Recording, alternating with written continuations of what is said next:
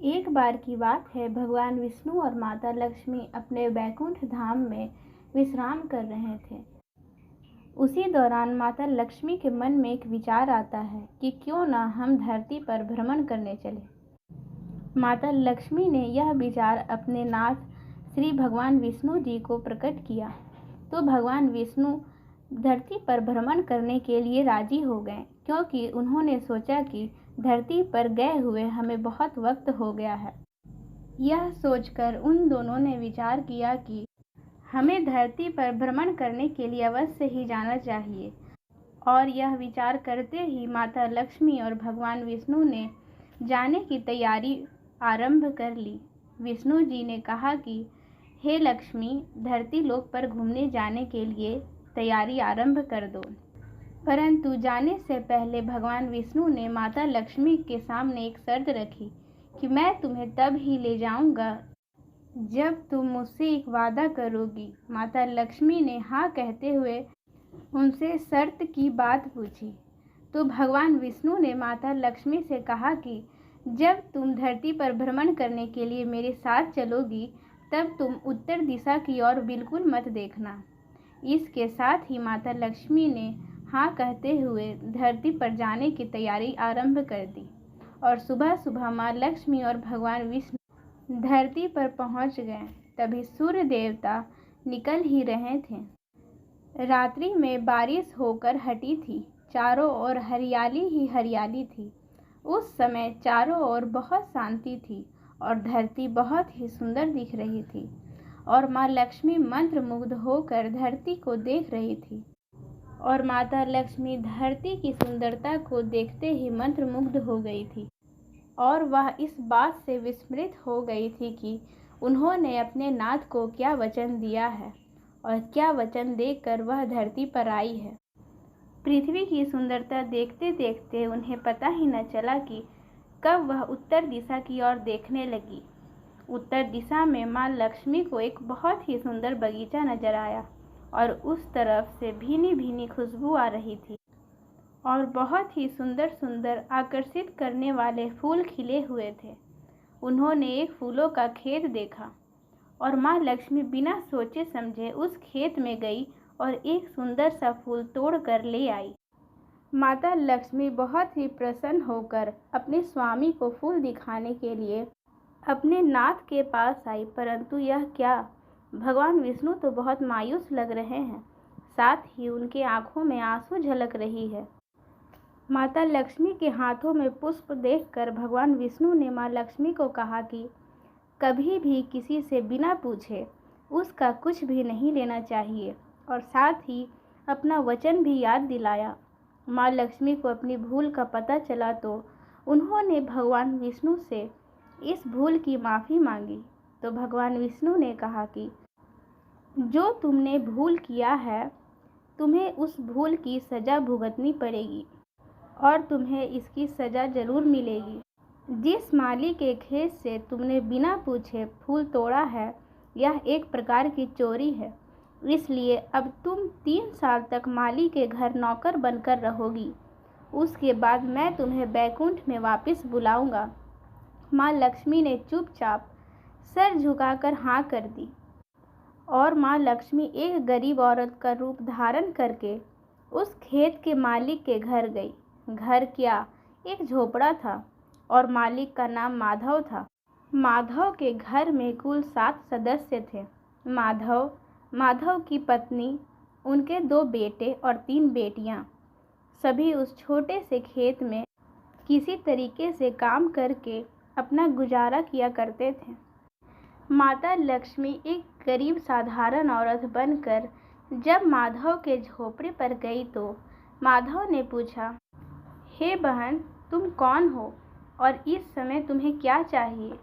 तब माँ लक्ष्मी ने कहा, मैं एक गरीब औरत हूँ, मेरी देखभाल करने वाला कोई नहीं है, मैंने कई दिनों से खाना भी नहीं खाया है, मुझे कोई भी काम दे दो, साथ में मैं तुम्हारे घर का काम भी कर दिया करूँगी, बस मुझे अपने घर में एक कोने का आसरा दे दो। माधव बहुत ही अच्छे दिल का मालिक था, उसे दया आ गई, लेकिन उसने कहा, बहन, मैं तो बहुत ही गरीब हूँ, मेरी कमाई से मेरे घर का खर्च मुश्किल से चलता है, लेकिन अगर मेरी 3 की जगह 4 बेटियां होती तो मैं क्या उन्हें छोड़ देता? मैं तुम्हें अपने साथ अवश्य ही रखूँगा और मैं इसी कम पैसे में अपने 3 के स्थान पर 4 बेटियों के साथ पूरे परिवार का भरण पोषण करूँगा।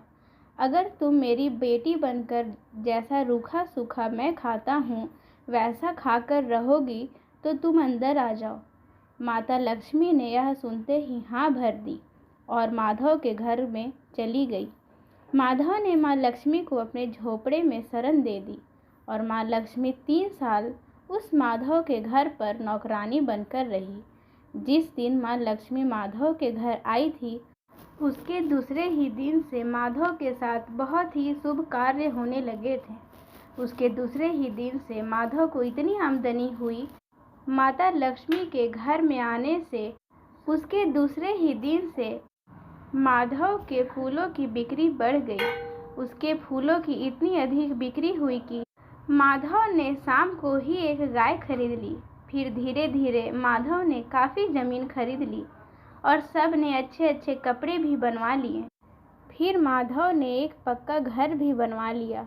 माधव की बेटियों और उसकी पत्नी ने गहने भी बनवा लिए और जब मकान भी बहुत बड़ा बनवा लिया था उसके बाद वे आराम से सुखी से रहने लगे थे।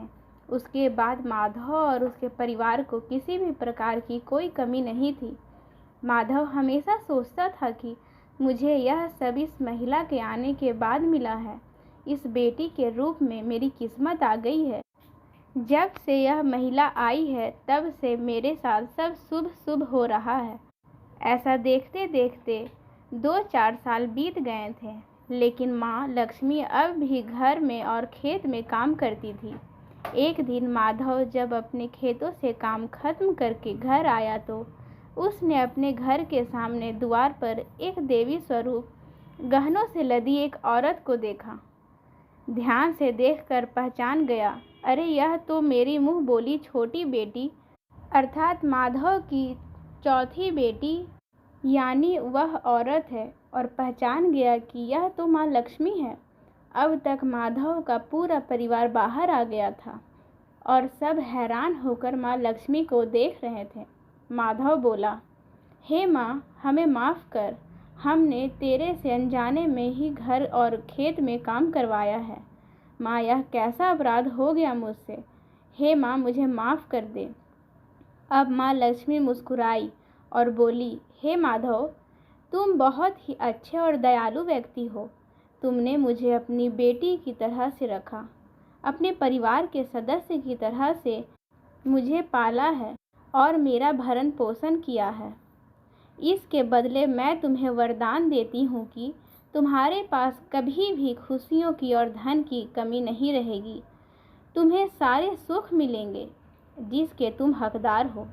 और यह कहने के बाद माता लक्ष्मी अपने स्वामी के द्वारा भेजे गए रथ में बैठकर बैकुंठ धाम पर चली गई। और यह वरदान पाने के बाद उस माधव को किसी भी प्रकार की कोई कमी नहीं हुई और वह सुखपूर्वक अपना जीवन बिताने लगा। इस प्रकार माता लक्ष्मी के द्वारा किए गए गलती से उन्हें एक नौकरानी बनकर एक गरीब के घर में रहना पड़ा और अपने द्वारा किए गए गलती को भोग कर माता लक्ष्मी अपने सजा को खत्म करके अपने स्वामी के पास वैकुंठ धाम में चली गई। इस प्रकार यह कहानी समाप्त होती है। जय श्री हरि।